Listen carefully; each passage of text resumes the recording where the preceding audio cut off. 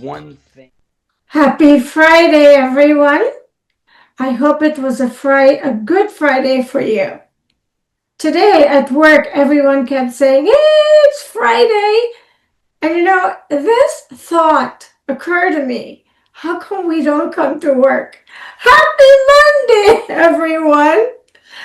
It's just so interesting that any place I've worked, it's the same attitude. I just thought I'd throw that out there because I thought about it. Does that mean we don't like our jobs? I'm sure that isn't what it means. But anyway, Erik and I are back tonight, or our other journalist is traveling. And so Erik and I will enlighten you, or rather, Erik will enlighten you, because my head is still buried in the sand. So when you learn, I learn. Erik, welcome back, my international journalist who's been on all the networks around the world lately. And I want you to tell us all the networks you've been featuring recently because I'm really, really proud of you.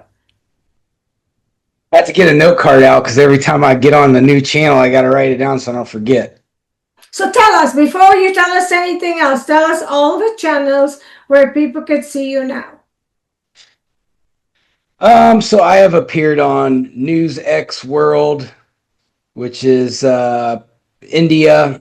I've been on Republic World, which is India. The Media Line, which is the U.S./Pakistan. India Today, which is India. Which I write for the Islamabad Telegraph, so that don't really count as TV, but it's a website. Pakistan TV. I'm on Pakistan TV a lot. That's probably the one I'm on the most. I like that. I like that channel. They're pretty good. I was quoted in the Jerusalem Post one time, if that counts for anything. Of course it does. Jerusalem. I've been on Euronews, Such News, which is Pakistan, Asia One News, Pakistan, Times Now, India, CNN, India, and I was just on a new one, Express 24/7, which is Pakistan, which I was just on with a Pakistani ambassador or something or other. And so I have another new one that I'm going to be announcing that's has drawn some attention on the 7th. So that will be on next Thursday.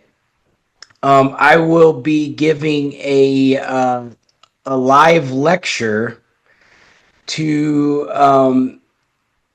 the university heads in Tehran. Wow. That's pretty amazing. Yeah. And what is going to be the topic of your lecture? I mean, they want to talk about the war and they want to hear perspectives and different things. They said that this is going to be purely academic. So I'm looking forward to it to see. However, it appears the State Department has a vested interest in this. So we'll see. I am really, really excited for you, Erik.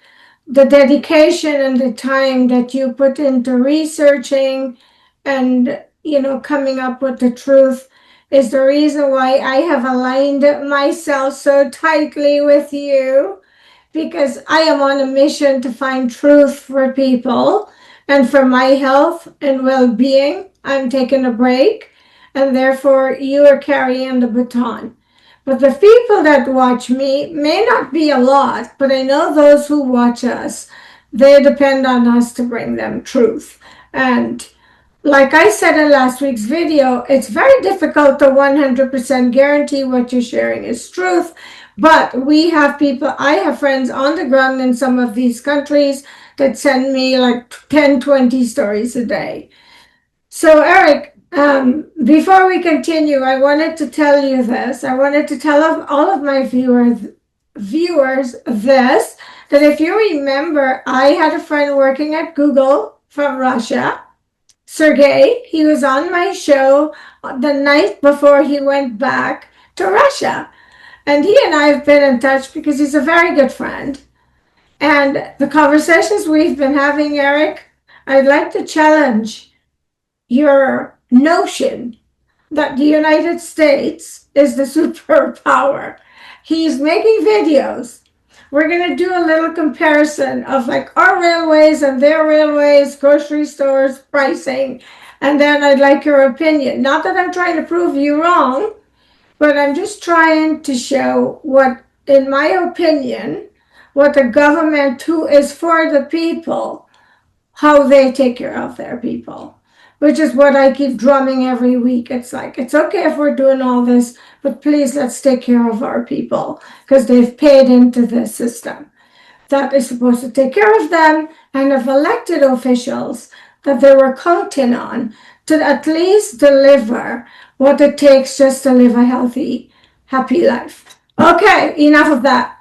So, Erik, the King of England apparently graced the US soil, as in New York, with his presence this week. What are you going to tell us about that? Well, so I always get hesitant when Europe comes to the United States because I'm not a big fan of Europe. But I wanted to see what it was kind of a temperature gauge, and this doesn't. Your viewers need to understand that this doesn't happen all the time. When the monarchy from England comes to the United States for like a special, uh, meeting with the president, it doesn't matter who the president is. They just don't do it. Usually, we end up going over there as guests. Yeah. So it's out of the ordinary and it's kind of a big deal. I think this is only the second time it's happened since 1990. So, we're looking at 30 over 30 years, almost 40 years. So what I got out of this is my first question is why? Why is King Charles coming here? Well, President Trump and King Charles already have a mutual acquaintances amongst each other. Like they know each other. They travel in a lot of the same circles. This isn't anything new. Um, what I was very impressed with King Charles and his speech to Congress. This was the first time I had seen our Congress stand united on one thing in probably three presidencies. So it's odd that happened. That it took the No Kings people. It took a king to come over to impress the No Kings people, which was very odd. However, it did unite Congress, but it lasted like maybe a day or two. So it wasn't as effective as what I think they thought it was going to be. So uh, it is what it is. King Charles, they impressed him. They did all these ceremonial things, and then he left. I think it was to try to bridge the gap between President Trump and Prime Minister Keir Starmer, who I think Keir Starmer is probably one of the worst prime ministers that England has ever had. And I think a lot of the people in England would agree with that. Let's bring back Tony Blair. He was about the last one that had a brain.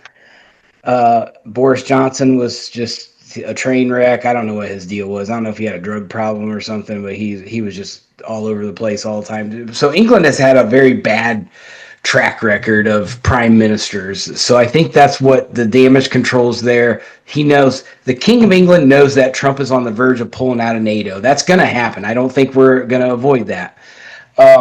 So that's what he's over there trying to salvage, trying to keep that relationship there.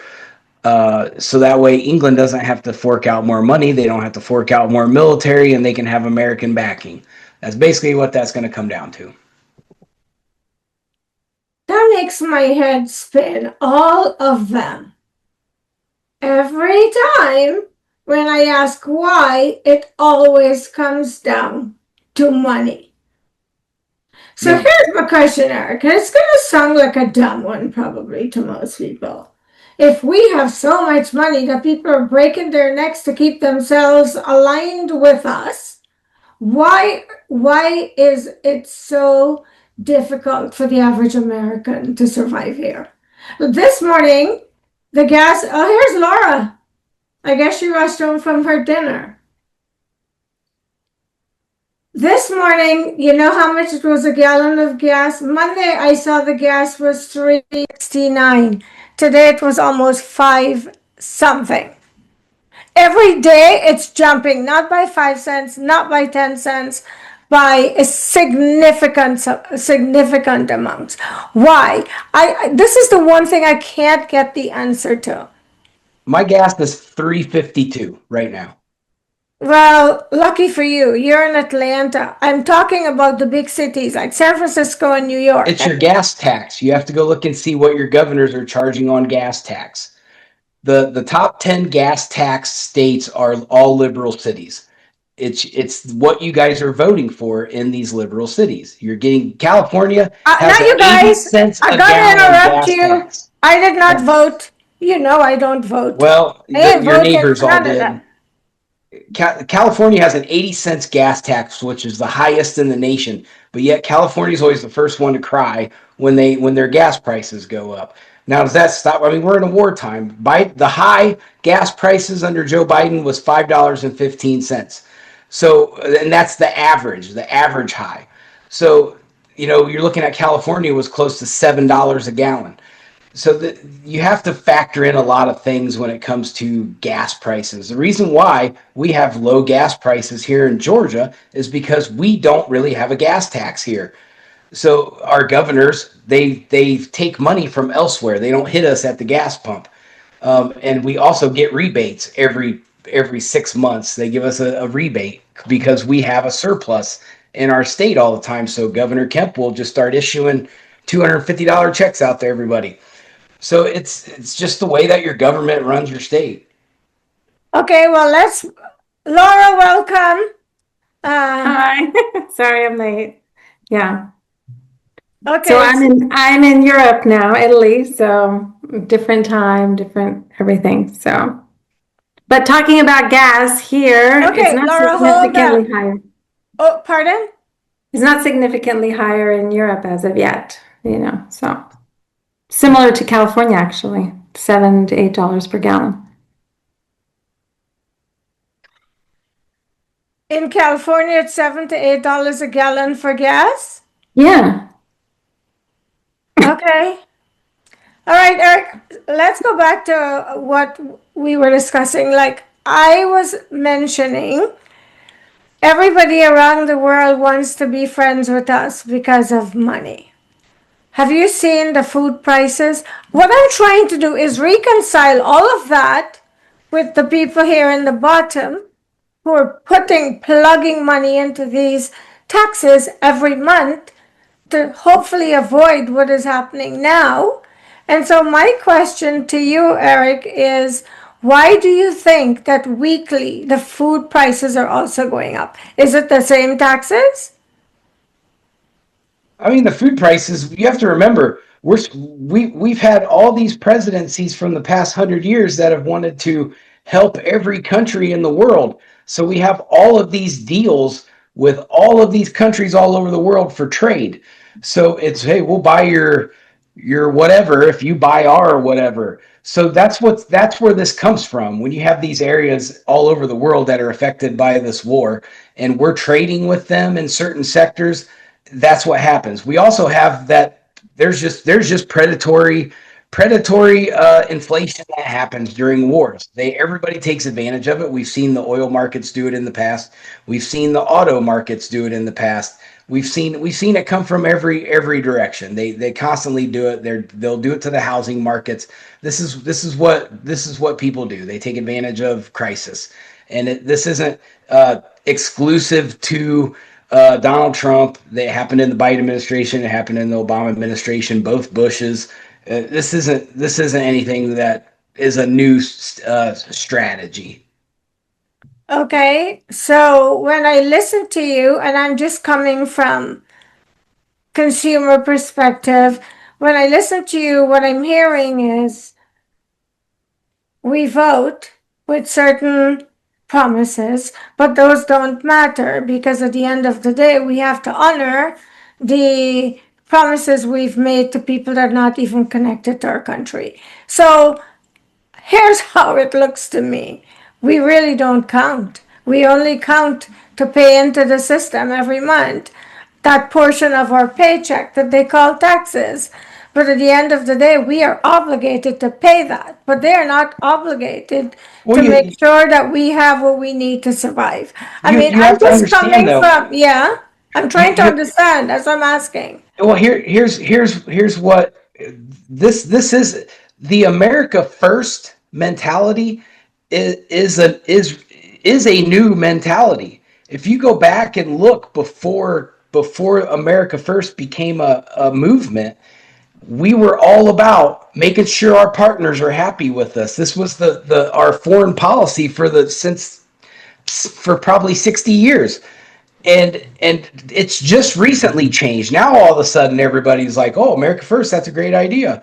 That hasn't been the case up until recent. We've always taken care of everybody else before us. So this is we're in that transition where Trump is pulling away from certain things because it doesn't benefit America anymore, and he's putting it into our systems.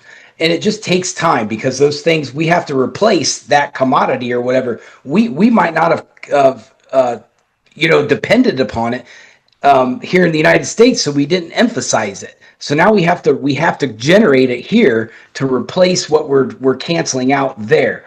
So it's a transition and it takes time, and people just aren't patient to see the full transition. Plus, then you have Congress can't vote on anything. We can't get anything passed. There's nothing ever gets done in Congress because everybody's too busy protecting their special interest, and that's half our problem. Congress is the majority of America's problem. Laura, did you want to say something on this? I do agree with him in terms of that. We are always, we can't get anything done, in Congress. I mean, and the other thing that is a problem actually is that our terms are the way they are. So as soon as you start something that is going to take 2, 3 years to really be implemented, then the next time there's a new president, or if he doesn't have a second term, you'll see the effects in the second term. So many of the things that maybe Erik is mentioning that Trump is trying to do won't show up during his term if he doesn't seek another term, off the books, but will show up later. However, it is $7.56 right now in Long Beach, California. So I just checked. So I don't know. Everything is very expensive. I know when you go to the grocery store, you just buy 4 or 5 things and you're already at, $35, $40. It's very hard for families, I think. So, Erik, as a journalist, I always come from, if as much as possible, don't even acknowledge the government because they're clearly not for the average American. I come from the strawberry picker who is living in LA that has to drive his car to pick the strawberries, who's getting paid hardly anything and living on a tight budget. I swear to you, this is why I had to stop following this news because I see some of those people where I work and I want to cry because I sometimes will help, like the cleaner lady at my work, but I can't help everybody. And this is a problem. People are sick, they can't go to the doctor, and we continue to dump money in this other country, fighting this war. Do you call it a war now, Erik? And I'm not arguing with you, I'm just sharing my sentiments that I've observed on behalf of those people. Are we calling it a war now? Because remember the last time I asked you said until the Congress declares it a war, until the president declares it's a war, it's not a war. Well, right now the clock stopped because we're in a ceasefire, so we're nothing's it's a nothing right now. Are you serious? Yeah, we've been in a ceasefire for like what, 3 weeks? So nobody is touching no one, but no peace has been declared. Yeah, that's what they're basically just sitting around trying to figure out what they're going to negotiate on, when they're going to negotiate, how that's going to take place. Like the good thing is nobody's blowing anybody up right now, Is except this in a Israel and first? Lebanon. Is this a first with war with a war?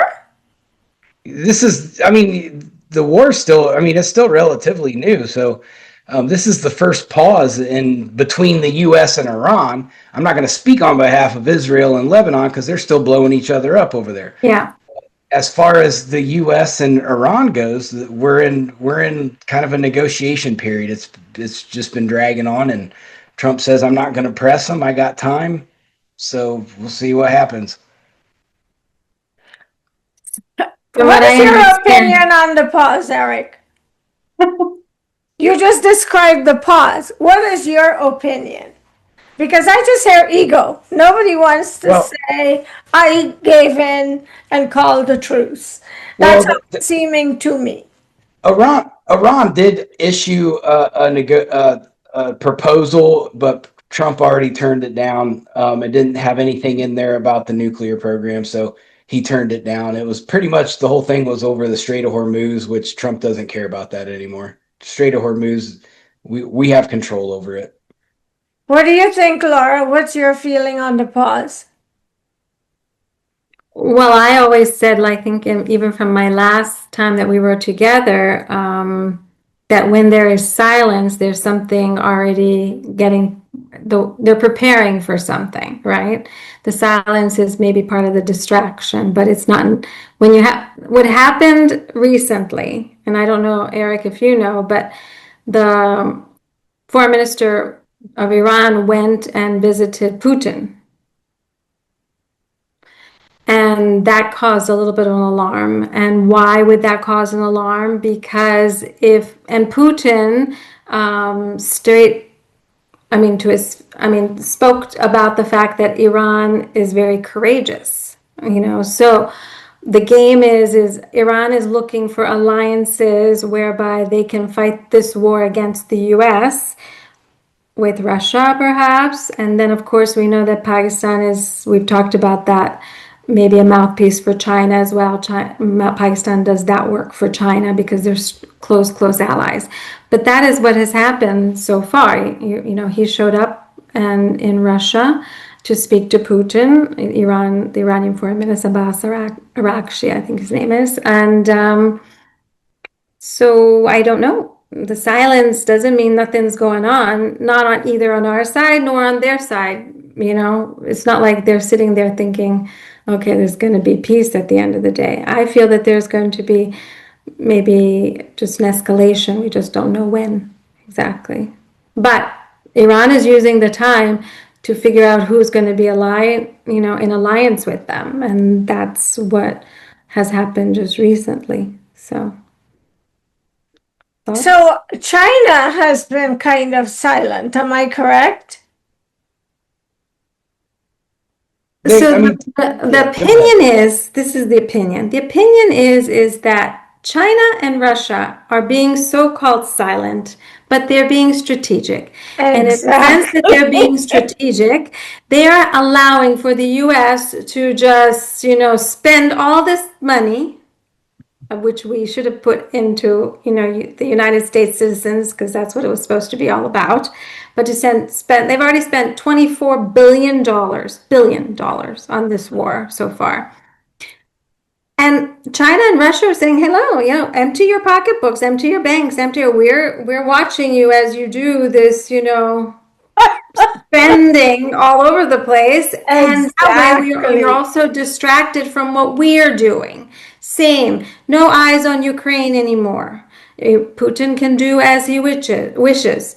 China, same, has its own. It's not like they're sitting there. That government is run by engineers, not by old men who are lawyers. like our government.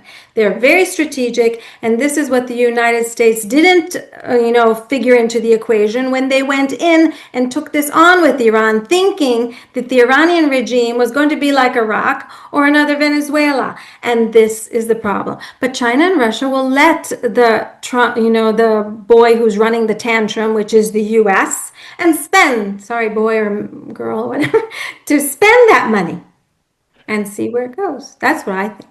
You said they were thinking. You said they were thinking. I don't think they think. I think they're Correct. so egotistical, they just act. Because, like you, Erik, they say, oh, we're a superpower. We're just going to go here and there and everywhere and knock shit down. And people are going to curl up and run because it's the U.S. Well, maybe there was a time And what gives that us the used to right? be true. Exactly. That's what infuriates me.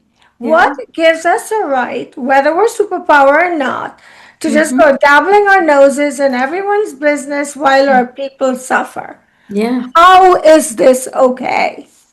And this is why I had to walk away from the scene, because I am apparently seeing it completely different from everyone else in the whole arena. And I'm feeling like the oddball. But my passion and my work is for the average American. So, Erik, I know you're very informed because you've been on all these different news. Laura, you missed it before you came on. Erik's pretty much been bouncing around the world on the international scene. That's So, good. Erik, based on your involvement, what is your takeaway from these countries whose channels you've been on? What is your takeaway from their feelings now toward the U.S.? I mean, Pakistan, I know they're in our back pocket because they're really kind of sucking up to us. But I'd like to know what was your takeaway from especially the channels in India, based on what you heard. So India, you have to be very careful with because they're a country that toes the line.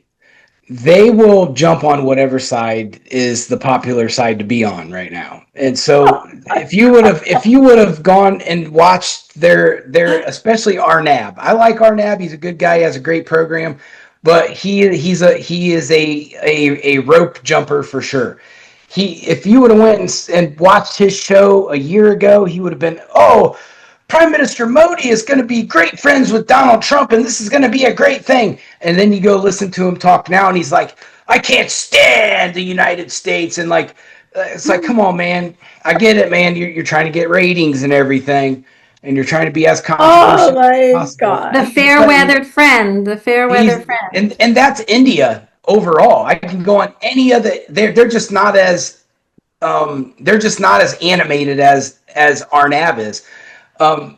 But they all have that same mentality. The India as a country, if you watch their foreign policy for the last 30 years, they do this. They do this religiously. Whatever side is the side they think is the winning side, that's the side they buddy up with. That they're a BRICS nation. They shouldn't be anti anything amongst the BRICS countries, but they do it all the time. And it's you can't trust India, in my opinion, as far as international policy. They'll stab you right in the back. And they right now they only hate the United States because Pakistan's helping.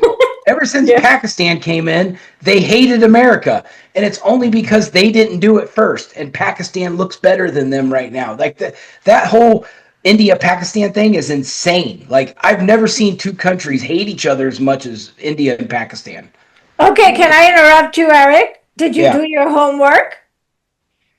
So your homework was to go down the rabbit hole and find out why they hate it's each so other. stupid. It's just a border. They're fighting over a borderline. Are you kidding? That's all it is. Yeah, it's just a border. A borderline. It's only like a 10-mile shift.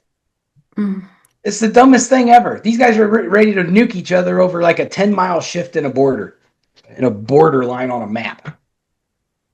Well, don't feel bad about that. I grew up in Guyana, on the border of Guyana and Venezuela, and I remember growing up with the threat of an invasion, and it was so real that it's protected by military 24/7 on the I believe Guyanese that. side.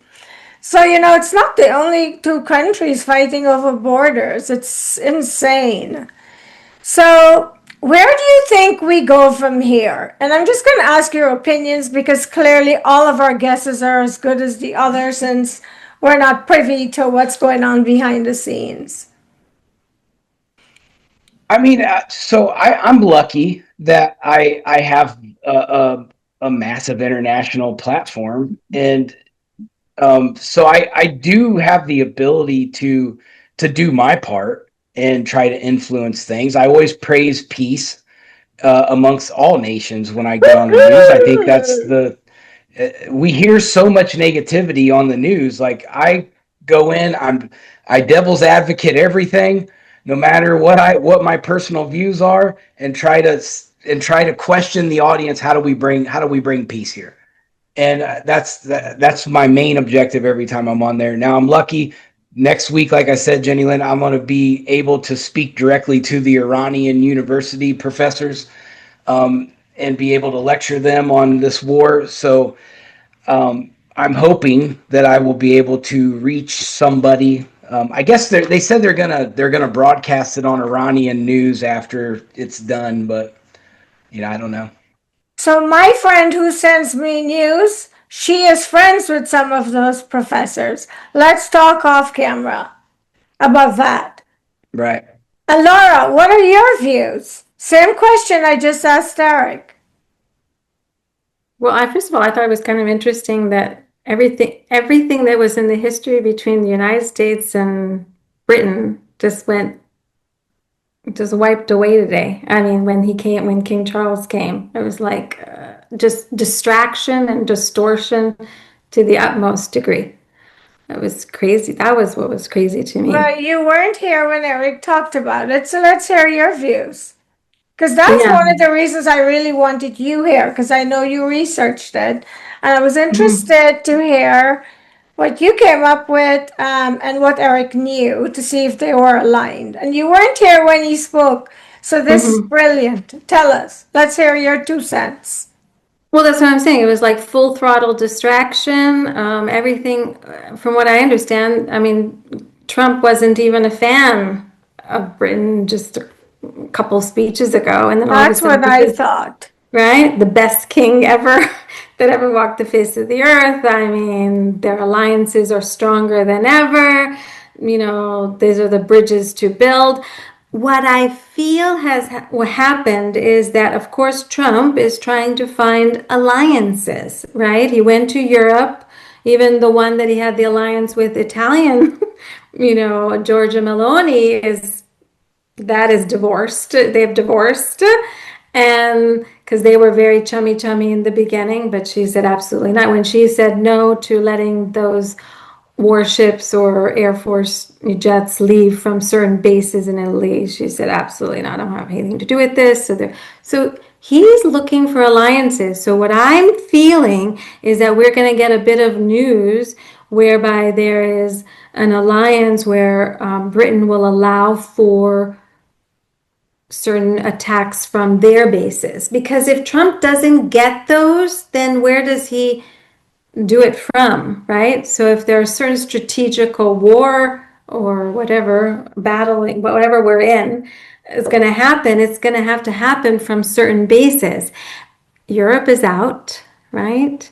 So UAE, I mean, Iran bombarded most of those bases and everything else. So the alliance was going to be now with Britain, right, to get them on board to allow for that, point of strategy, that place where things are going to escalate from, if they're going to, on the part of the US and Israel.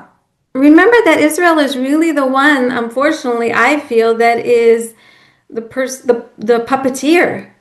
I still believe that because I agree with you, the tiny, 100%. tiny country. I mean, it's like infinitesimal, and they wouldn't have this super powered they just don't agree or follow anything. They're bombing the crap out of southern Lebanon. I mean, just like they did Gaza, they're doing it in southern Lebanon.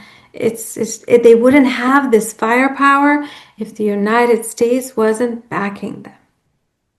And And so, US, unfortunately, I don't know, we signed a pact with the devil, and we're doing things that are really against who we are as a nation. I'm in Italy, and when I was traveling in Europe, I'm ashamed to, I mean, I'm a US citizen, first born here, born, bred here. So like Italy, because my mom was Italian, I have the connection. But my father was an immigrant, and he was in all the wars, in the sense fought them World War II, Vietnam, Korea.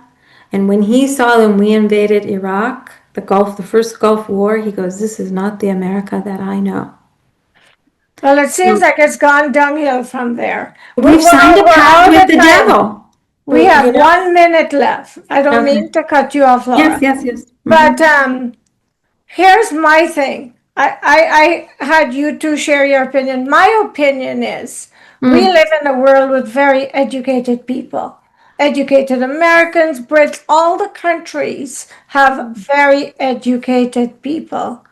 How do they sit back and have these governments say the stuff that is such BS? If you have a brain and you're paying attention, like my phrase, make it make sense, because none of it does. And they just stand there and they just kick the stuff out at us like we are saying it. It doesn't have to make sense. When we say it, you believe it. And I have a problem with that, because I don't trust man, especially politicians. And when you're telling me BS, that my brain and my education is not adding up, I am not going to accept it. And I really hope I'm not the only one, because throughout our lives, this is what's happened. We've had governments stand up and tell us things that we're not connecting, but we accept it because it's government, or our teachers, or the universities, or the doctors. They're humans. And a lot of them are playing their parts. And that doesn't include your and my well-being. Sorry, guys. Go down the rabbit hole. Check it for yourself. Okay, we're out of time. And as always, I am going to, I could keep going, but people don't like it when our videos are too long. But Erik, if there is something very important that you think people need to know, I'll keep going for you to tell us before we leave our wrap-up messages. As everyone knows, this weekend is the Kentucky Derby. Don't support it. It's the largest human trafficking event in the United States of America. Don't support it. Hip, hip.